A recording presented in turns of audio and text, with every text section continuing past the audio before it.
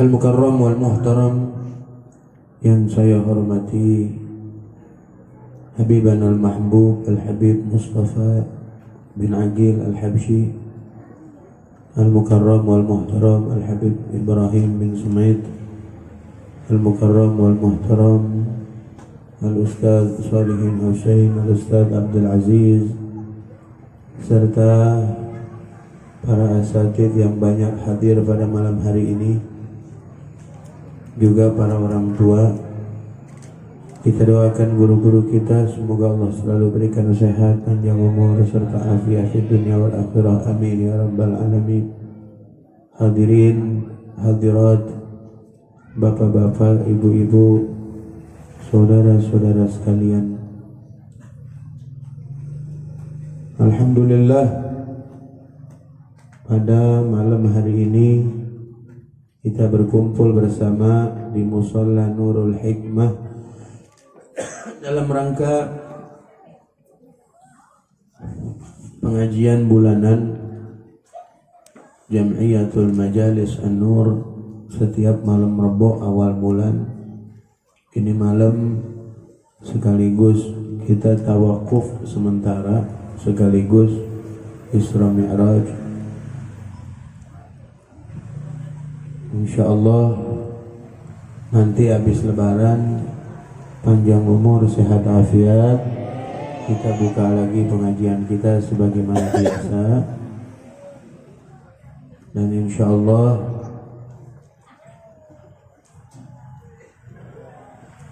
kita dapat sampai kepada bulan Ramadan. Ya, insyaallah. Allahumma barik lana fi Sya'ban wa ballighna Ramadan, amin ya rabbal alamin. Hadirin jamaah sekalian yang dimuliakan Allah Subhanahu wa taala, ini pengajian kita malam hari ini pas kebetulan banget masuk kepada babus shalah, atau bab menerangkan tentang salat. Jadi rukun Islam yang kedua. Ya. Di dalam hadis Jibril alaihi salam, yang pertama disebutkan rukun Islam. Akhbirni anil Islam. Berilah kabar saya tentang Islam. Ya, faqala al-Islamu an tashhada an la ilaha illallah wa anna Muhammadar Rasulullah. Udah lewat keterangannya tuh rukun Islam yang pertama, yaitu dua kalimat syahadat. Sudah kita pelajari bersama-sama tentang ya Allah Subhanahu wa taala, sifat-sifat Allah. Kemudian syahadat yang kedua adalah tentang sifat-sifat Nabi kita Muhammad sallallahu alaihi wasallam. Sekarang rukun Islam yang kedua, yaitu masuk kepada babus shalah. Pas kebetulan sekarang ini adalah kita sekaligus memperingati Isra dan Mi'raj, yang mana Isra dan Mi'raj ini ya akhir daripada perjalanan Nabi kita Muhammad sallallahu alaihi wasallam adalah diberikannya kewajiban salat berapa waktu? Ya, 5 waktu, setelah dikurangin tadinya 50 waktu. Tadinya 50 waktu.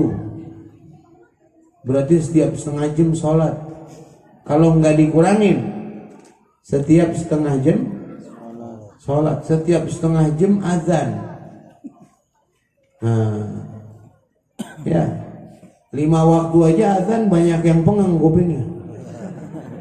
Ya, 5 waktu aja azan banyak yang pengang kupingnya. Apalagi 50. Kita pengang nggak? Pengang nggak? Jangan, nggak boleh. Panggilan Allah.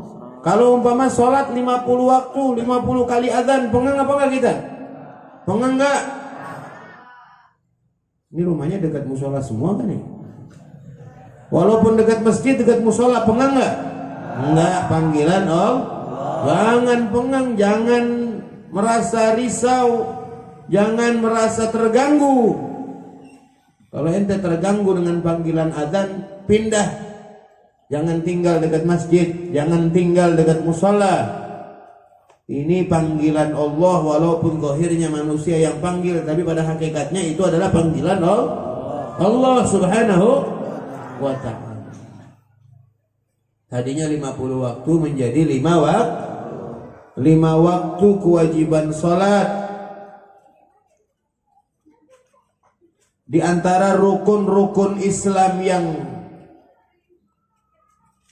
4 ya kewajiban ya amal itu ada 4, yaitu salat, zakat, puasa dan haji. Di antara 4 pekerjaan ini yang paling pertama diwajibkan adalah kewajiban salat dulu. Makanya salat ini adalah afdalul a'mal, sebaik-baiknya amal perbuatan, sebaik-baiknya amal perbuatan, sebaik-baiknya ibadah adalah salat 5 waktu. Jangan pernah tinggalkan. Di dalam hadis Rasulullah sallallahu alaihi wasallam bersabda, "Man taraka as-salata muta'ammidan faqad kafar." Barang siapa orang yang ninggalin salat sengaja, maka sungguh dia telah kafir. Di dalam mazhab Imam Syafi'i radhiyallahu, kafirnya orang yang meninggalkan sholat apabila dia mengingkari kewajiban sholat. Itu kafir kata Imam Syafi'i. Awalahu Syafi'i ma'nal amdi anna tarika liman ankar. Kalau ada orang yang mengatakan enggak wajib sholat 5 waktu, kafir berarti dia. Itu kalau dalam mazhab Imam Syafi'i yang dimaksud kafirnya orang yang meninggalkan sholat adalah orang yang mengingkari kewajiban sholat. Itu kalau dalam mazhab Imam Syafi'i. Tapi wa akhadhal Hambali bi zahiril hadithi fahadzara wa anzar wa qala kafar. Tapi kalau Imam Hambali, orang yang meninggalkan sholat setelah dia diberikan peringatan tetap dia tidak mau melakukan sholat, maka dihukumi kafir menurut mazhab Imam Hambali. Na'udzubillah min dzalik. Wa iqamis shalah, kewajiban atau rukun Islam yang kedua adalah menunaikan kewajiban salat. Yang 5 waktu di dalam Al-Quran dikatakan innas salata kanat 'alal mu'minina kitaban mauquta. Sudah diwajibkan salat 5 waktu di dalam Islam. Jangan pernah tinggalkan. Di dalam kitab Irsyadul Anam karangan Al-Habib Utsman bin Abdullah bin Yahya, orang yang meninggalkan 1 waktu salat tidak dapat dibayar walaupun dengan pekerjaan ribuan haji. 1000 kali haji tidak bisa membayar 1 kewajiban salat. Apalagi orang yang tiap hari enggak salat. Kalau di dalam kitab fikih di bab tayammum ada namanya ghairu muhtaram, orang yang tidak dihormati. Salah satunya adalah tarikus shalah, orang yang meninggalkan sholat. Kalau kita punya air 1 gelas begini, ya, kita punya air 1 gelas untuk wudhu, kemudian ada orang yang lagi haus, kita berikan air kita kepada dia. Biarin, kita nggak usah pakai ini air, kita tayamum aja. Kecuali yang haus itu orang yang ninggalin sholat. Pakai aja airnya, nggak apa-apa, biarin dia mampus, biarin dia mati, biarin dia modar. Itu ghairu muhtaram, disamakannya sama anjing gila, disamakannya sama babi. Na'udzubillah min dzalik. Jadi jangan pernah kita meninggalkan sholat. Kerjakan sholat dengan sebaik-baiknya, dengan rukun. Nanti sebutkan di sini. Dengan rukun, syaratnya, adabnya yang betul kalau ngerjain sholat. Ya, dari pakaiannya yang rapi. Yang paling utama rukunnya dulu mesti lengkap, syaratnya harus lengkap, sunnahnya yang rapi. Kata Nabi kita Muhammad sallallahu alaihi wasallam, "Shallu kama raaitumuni usolli." Salatlah kalian sebagaimana kalian lihat aku salat. Pernah kita lihat Nabi salat? Pernah enggak? Dari mana kita tahu Nabi salat? Dari kita punya guru. Guru kita dari gurunya. Gurunya dari gurunya lagi ke gurunya, terus sampai gurunya sampai kepada para sahabat. Nah, sahabatlah yang melihat salatnya Nabi kita Muhammad sallallahu alaihi wasallam yang sudah dirangkum di dalam kitab-kitab fikih yang ada sekarang ini. Banyak kitab-kitab fikih itu dirangkum di situ. Dari mulai takbiratul ihramnya, ya, yang rapi, yang betul, ya. Kita menghadap Allah Subhanahu wa ta'ala, dikatakan as-salatu mi'rajul mu'minin. Salat ini adalah mi'rajnya orang yang beriman, naik ke hadirat Allah. Tuh orang kalau salat sama aja dia menghadap Allah, seakan-akan Allah ada di depan dia. Jadi biar rapi betul, dari pakaiannya terutama awal, biar rapi, pakai pici, pakai baju. Dikatakan dalam Al-Quran, khudhu zinatakum inda kulli masjid. Ambillah perhiasan kalian setiap kalian sholat. Maksudnya apa perhiasan? Yang bagus kalau sholat, yang rapi kalau sholat. Kalau kita kerja, siapkan tuh kain sama baju koko untuk nanti ketika masuk waktu sholat kita pakai di sana untuk melaksanakan sholat. Ini kadang-kadang ada orang menghadap Allah sembarangan, ya, pakai baju yang gambarnya tengkorak, pakai lepis. Kadang ada orang yang pakai kaos, begitu dia sujud itu kaos terangkat sampai auratnya kadang-kadang terlihat. Dia nggak tahu itu membatalkan sholat. Makanya yang rapi, pakai minyak wangi, pakai sorban, ya. Boleh nggak pakai sorban? Boleh. Boleh nggak pakai sorban? Sun pakai sorban. Jangan kayak malu gue pakai sorban, gue pakai sorban pakai ustad. Ya, pakai sorban. Ya. Sunnah Nabi kita Muhammad sallallahu alaihi wasallam yang rapi. Dari takbiratul ihramnya, ya. Makanya itulah gunanya kita belajar ilmu fikih, supaya ibadah kita rapi, supaya ibadah kita bagus, terutama salat tadi. Dari takbir Allahu Akbar, ya. Salat ini satu kali kita mengerjakan salat, pahala yang kita dapatkan tuh setiap kita mengerjakan sholat mungkin nggak bisa terhitung pahalanya, ya. Sunnah yang ada di dalam sholat tuh ratusan kalau kita mau amalkan semuanya. Dari mulai takbiratul ihram aja, di dalam takbiratul ihram aja itu ada beberapa sunnah yang sunnah kita kerjakan. Itu pas takbiratul ihram saja. Kalau yang wajib kan kita begini, anak-anak, jangan ngobrol dong, dengerin.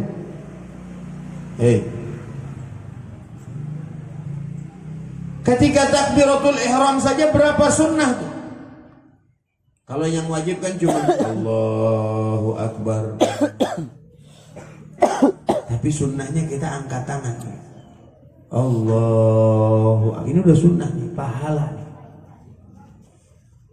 Angkat tangannya di dalam, ya, raf'ul yadain, ketika kita angkat tangan, Ya, ketika kita takbiratul ihram angkat tangan itu sunnah banyak di situ. Ketika kita angkat tangan mulailah takbirnya dengan ente mengangkat tangan. Allahu Akbar. Nah, akhirkan takbirmu ketika tanganmu berada di atas. Jadi Allahu Akbar baru tahu. Kadang kan kita banyak yang Allahu Akbar kan gitu kan. Padahal sunnahnya Allahu Akbar. Itu sunnah tuh begitu. Pahala lagi. Terus jarinya agak renggang sedikit sunnahnya. Pahala lagi. Terus agak jangan terlalu begini. Agak begini. Pahala lagi. Terus jempolnya biar papasan yang gak usah ditempelin. Biar sejajar sama apa yang namanya nih? Hah? Apa? Kekewer kuping. Itu bahasa Ukraina yang sekarang lagi perang. Biar sejajar. Allahu Akbar. Taruh di sini. Tuh. Kita pegang begini nih. Ku itu nih tulang ini nih pergelangan pegang begini. Tuh. Agak miring kiri dikit. Sunnahnya taruh di bawah dada di atas pusar, miring ke kiri sedikit aja nggak usah banyak. Ada yang banyak kan? Allah.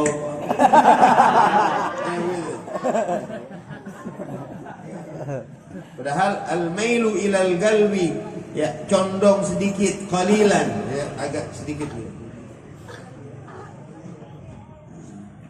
Jangan kemana-mana nih mata. Begitu kita letakkan tangan kita di bawah, kita lihat mata kita, pandangan kita ke tempat sujud. Biar khusyuk. Bagaimana sih caranya khusyuk? Caranya khusyuk ente ikutin sunnah-sunnah yang diajarkan oleh Nabi kita Muhammad SAW. Jadi biar rapi. Karena orang nanti di hari kiamat banyak sholatnya yang dibuntel. Tahu dibuntel? Dibuntel itu diikat sholatnya dilemparin ke mukanya. Tuh makan kalau kata kita makan sholatmu. Dayya'akallah kama dayya'tani.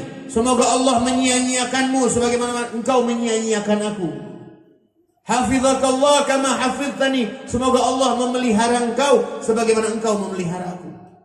Makanya biar rapi sholat. Tumakninahnya yang rapi. Yang paling pertama dihisab di hari kiamat adalah perbuatan sholat. Awwalu ma yuhasabu bihil abdu yaumal qiyamati as-salat. Yang pertama kali dihisab di hari kiamat nih, amal perbuatan kita nih yang pertama kali, daftar pertama yang dihisab adalah sholat kita. Idza saluha sairu amalihi. Apabila baik sholatnya, akan baik seluruh amal ibadahnya. Wa idza fasadat, apabila buruk sholatnya, rusak sholatnya, fasada sairu amalihi, maka akan rusak seluruh amal ibadahnya. Enggak pakai dihitung lagi. Orang kalau enggak sholat itu enggak pakai dihitung lagi, udah langsung nyungsep, dijerumuskan ke api neraka. Ya. Makanya jangan pernah meninggalkan sholat. Nah di sini dikatakan as-tsani, yang kedua, min arkanil Islam, daripada rukun-rukun Islam adalah iqamatus shalah, mendirikan sholat. Wa ma'na iqamatiha, dan arti daripada mendirikan sholat, mulazamatuha wal mudawamatu alaiha, selalu mengerjakannya. Ya. Selalu mengerjakannya dan rutin mudawamah di dalam mengerjakan salat fi awqatihal mahdudah, di waktu-waktu yang sudah dibatasi, ditentukan. Zuhur ya, waktunya dari mulai terbit, dari mulai tergelincir matahari sampai kapan? Sampai bayangan sama bendanya. Apabila lewat sedikit itu bayangan berarti masuk waktu asar. Sampai kapan? Sampai terbit sampai terbenam matahari. Keluarlah waktu asar, masuklah waktu maghrib. Waktu maghrib masuk dengan terbenam matahari, habisnya waktu maghrib dengan hilangnya mega merah. Apa mega? Mega apa mega? Bukan Megawati, bukan. Mega merah. Mega itu apa? Hah? Apa? Awan. Awan merah. Sinar merah. Awan ya, kalau nggak ada awan itu merah nggak mungkin terpantul soalnya. Di mana? Tuh di arah barat. Kalau awan merah udah nggak ada, nah biasanya kalau masih maghrib masih ada awan merah. Kalau awan merah udah nggak ada, berarti udah keluar waktu maghrib, masuk waktu isya. Sampai kapan waktu isya? Sampai terbitnya fajar shadiq. Sampai terbitnya fajar shadiq, sinar yang jujur. Nah, fajar shadiq itu artinya sinar yang jujur, yang ada di arah timur. Kalau udah ada sinar yang membentang melebar, itu berarti sudah masuk waktu subuh. Habisnya waktu subuh dengan terbitnya matahari, itu waktu-waktu sholat yang sudah ditentukan di dalam Islam, yang 5 waktu. Arti mendirikan sholat artinya mengerjakan sholat di waktu-waktu yang sudah ditentukan, bisyurutiha, dengan syarat-syaratnya, wa arkanihal muqarrarah, dan rukun-rukunnya yang sudah ditetapkan. Nanti insya Allah kita pelajari itu syaratnya, rukunnya, sunnahnya. Kalau kita pelajari nanti kita amalkan. Ya, ini para hadirin jamaah sekalian ya. Karena dikatakan di sini was-salatu hiya a'zamu sya'airiddin. Salat itu adalah paling besarnya syiar agama. Ya, paling besarnya syiar, paling agungnya syiar agama, wa afdalu ma yutaqarrabu bihi ila rabbil alamin, dan seutama-utamanya sesuatu yang dijadikan untuk mendekatkan diri kepada Allah. Kalau kita pengen mendekatkan diri kepada Allah, ya, maka kerjakanlah kewajiban sholat kita, jangan sampai kita tinggal. Itu yang paling utama. Ya, baru amal-amal yang lain akan betul, akan baik kalau sholat kita baik. Insya Allah Allah jadikan kita semua minal muqimina lis-shalah, di antara orang-orang yang selalu menjalankan kewajiban, di sana orang yang selalu mendirikan sholat. Amin ya rabbal alamin. Hadirin jamaah sekalian yang dimuliakan Allah, sekarang ini kita sudah masuk bulan Rajab, bulannya Rasulullah. Ya. Di bulan Rajab turun ayat perintah sholawat. Jadi di bulan Rajab memperbanyak sholawat kepada baginda kita Nabi besar Muhammad sallallahu alaihi wasallam. Ini bulan Rajab kata Nabi, bulan Sya'ban kata Nabi, wa sya'bana syahri, Sya'ban itu adalah bulannya aku. Jadi perbanyaklah membaca sholawat kepada Nabi kita Muhammad sallallahu alaihi wasallam. Dan bulan Ramadan adalah bulan umatku kata Nabi. Nanti datang bulan Ramadan, nah kita manfaatkan dengan sebaik-baiknya. Nah yang terakhir, karena saya yang banyak ngomong, banyak salah pastinya, ya, banyak salah, banyak kurang adab saya, kurang sopan, mohon dibukakan pintu maaf yang seluas-luasnya. Insya Allah nanti habis lebaran kita panjang umur, sehat walafiat, selalu diberikan hidayah dan taufik oleh Allah Subhanahu wa taala. Kita bertemu kembali insya Allah di pengajian Jam'iyatul Majalis An-Nur. Amin ya rabbal alamin. Sekian dari saya, wal afu minkum. Wassalamualaikum warahmatullahi wabarakatuh. Waalaikumsalam warahmatullahi